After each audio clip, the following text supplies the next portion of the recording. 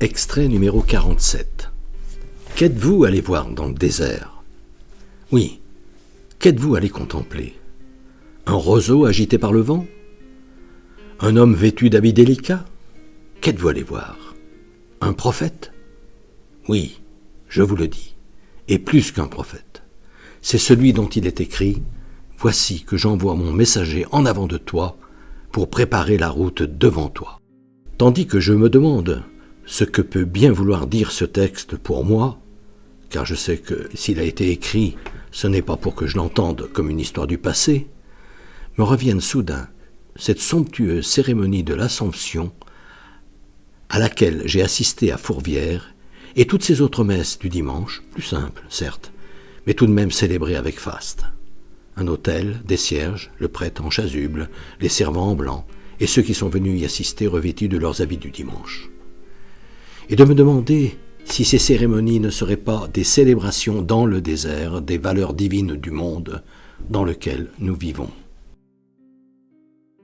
À l'instar des pèlerins d'Emmaüs qui expliquaient à Jésus, qu'ils n'avaient pas reconnu, ce qu'avec les autres disciples il venait de vivre à Jérusalem, nous espérions, nous, que c'était lui, Jésus, qui délivrerait Israël de l'envahisseur romain. Et si, comme eux, je me trompais sur le sens de ces messes, et si j'oubliais un peu vite l'envoi en mission finale, cet ite missa est, par lequel elle se termine, cet envoi qui précise que c'est à chacun de nous de porter la bonne nouvelle de la fraternité universelle. Donc à moi, en particulier. Ce qui voudrait alors dire, effectivement, que le Sauveur n'est pas seulement Jésus, mais également moi, en avant duquel le message de la fraternité universelle a été envoyé pour préparer ma route.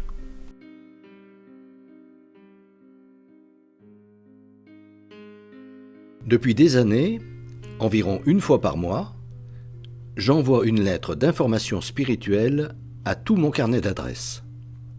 Le thème du moment est, depuis janvier 2019, être chrétien, ça veut dire quoi? Si ce sujet vous intéresse, n'hésitez pas à me transmettre votre mail, en vous contentant d'indiquer auditeur YouTube, vos noms et prénoms, et éventuellement votre numéro de téléphone si vous souhaitez me parler.